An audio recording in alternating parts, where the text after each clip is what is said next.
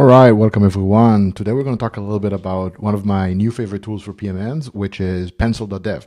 It is actually a UI UX design tool it's kind of like for developers wanting to work on design inside of Cursor. Like that was the original play and their website was totally different. But later on, they kind of realized that this is actually a pretty generic tool for designing on Canvas in a way that is good for coding later. So a lot of the problems with Figma is that when you work on Figma and you want to move into code, you can do that pretty easily. But inside of Figma, you don't really have great AI capabilities. Figma AI is not terrible, and Make is pretty good, but sometimes you want much more granular and dedicated control and just doing AI inside of the canvas. And to me, that is what Pencil is. It is a chat on a canvas that I can then later export back into code or into Figma or wherever I want to. And that's what we're going to do today. We're going to take a run through how that works in practice. So first things first, in Figma, I have a bunch of things that are relevant for the project that I want to build. We're going to build a small website based on the work we're doing in Figma already. So this is a very small brand book and contains how to speak about the the brand voice, a little bit of illustration, some UI simulation, and an actual component that we can take as reference.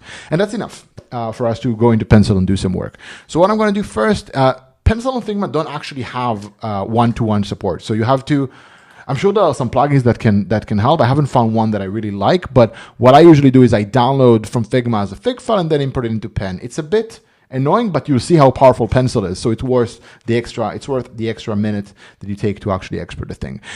Most people don't know this, but you can save a Figma to a local file. I didn't know this before some designer showed me. It's kind of a homage to the old days where you had like Photoshop files and stuff you can share around and work on. Figma eventually is multiplayer first and like hosted on their servers first, but you can always download the file and work on it locally. By the way, if you're ever on a plane, it's a great way to work in Figma. Work on a local file instead of the kind of online version. Anyway, so I did that already and saved the fig file. And I'm going to go into Pencil. You'll note that it looks surprisingly like Figma, right? It is very similar to Figma. There's a layer here. There's this chat icon on the bottom, which we'll get to in a moment. And then if I do kind of the shortcuts that you're used to, which is Command/ on my end, it kind of shows you the full canvas or the actual flow, the actual screen. Note that you can choose the specific agent or code, AI provider you want to add to the system. I added both Cloud Code and Codex. I have the 2 max subscriptions on both, and I swap between them to get different results. Side note, Cloud Code CLI is kind of like a fast, eager, very senior engineer that just want to help. Codex CLI is kind of like a PhD researcher stuck in the lab trying to like really come out with the most correct answer and will take like 15 minutes to answer, but often comes with a better response than Cloud Code. The Pencil workflow is anyways a little bit long, so I prefer to use the Cloud Code one just to make sure it doesn't take me 3 hours to generate something in Pencil. So for me, the default is Cloud Code, and you can see it here at the bottom. So the chat window that we have over here, you will note that it has a few different features. This is the amount of agents you want to run in parallel, which is a feature that was released tomorrow. Thank you, Tom from Pencil. I literally, like, Pencil is free now. I would literally pay for it simply for this feature. It's insane. You'll see it in a moment.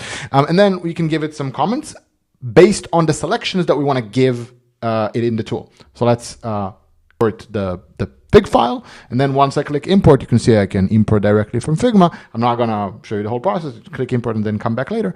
It brings back all the stuff we had from Figma into here. So that was actually pretty quick. It took me like 3 seconds. So I don't know why I stopped the video, but fine. Anyway, so we have all the things that we had in Figma right here. You'll note that the import is actually pixel perfect. It looks great. And also this is a very similar interface to Figma, and that is on purpose. They built it very much like that. Bonnie might be making an appearance in a moment.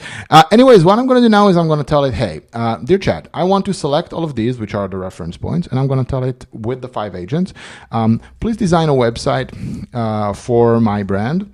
I actually have a website, syntaxcinema.dev, so I'm going to tell it, take inspiration from syntaxcinema.dev,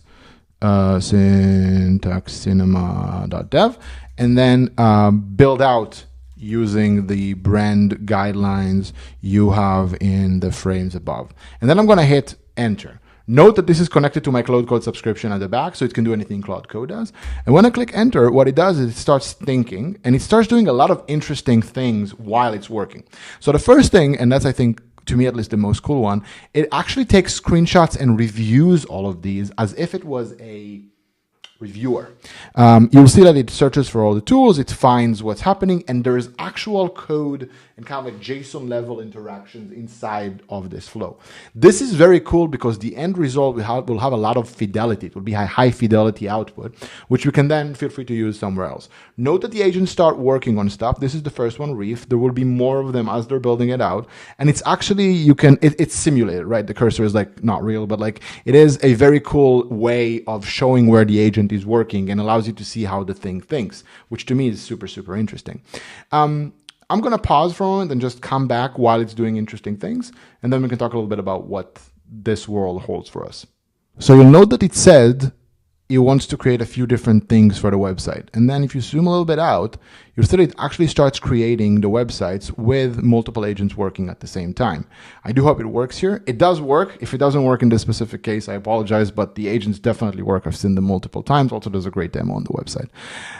Anyway, so what it's doing right now is it's starting to work on all of these components that it wants to. I'm going to pause a little bit and come back when something more interesting happening. Oh, note that the agents talk right here at the bottom, and it shows all the different stuff that they're working on, which is pretty cool. So again, I'm going to let it kind of do its thing and come back. Okay, you can see the agents kind of coming in while I'm speaking, which is pretty cool. I actually think, to me at least, this is probably one of the coolest things I've seen recently in AI. It really is a workflow changer and a different way to play the game. And I think what I'm going to do is I'm just going to leave it be, and then maybe do a speed run of how it works like in the backend. So I'm going to pause and start without the camera, so then do a speed run.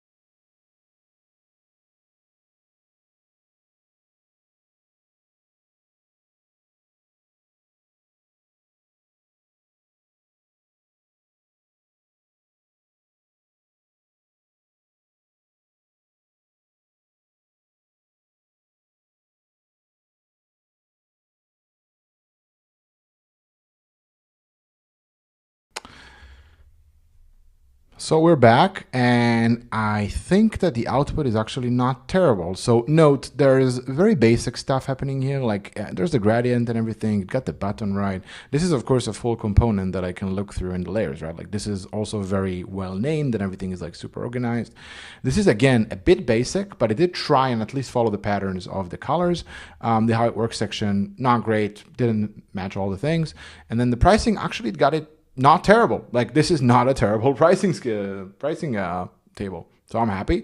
Premium add-ons, which is great. I also drop a link to the actual website at the description so you can see. He also generated some random image of, this is not how I look. This guy has hair. That's pretty cool. Anyway, I think that it came to a really decent outcome without any concrete feedback, like a little bit of references and then go here and do it. I will say that a lot of the work here is to prompt it correctly, which I did very minimal work here, but it got close enough without me overly prompting it. Now, the last thing you want to do is actually export it elsewhere. You can do multiple things, which I will show you in a moment. So there's a few of these pencil to Figma importer plugins. I think I use this one. I think that's the one that I use. I'm pretty sure. And then, so thank you, Design Super, for this. What I do is I usually import from Pencil back into Figma and then use the Figma MCP, dev mode, anything you want to work with it. However, if you really want, you can also work with Pencil directly via the Pencil MCP and Cloud Code, which I will not get into this video. But the cool thing about that is I do remotion videos with frames created inside of Pencil and then exported into, not exported, but pulled from Cloud Code into the Remotion Studio inside of Cloud Code, which is pretty cool. So this is it for today. I'm not going to touch too much about how to move to production from this. There are a few steps, but to me, the fact that I can have multiple agents playing around and just kind of doing their thing on a set of references that I gave out of Figma is pretty cool. This also works for slides, which we'll get to in a whole different episode. So this was a quick, just a tool showcase. Thank you.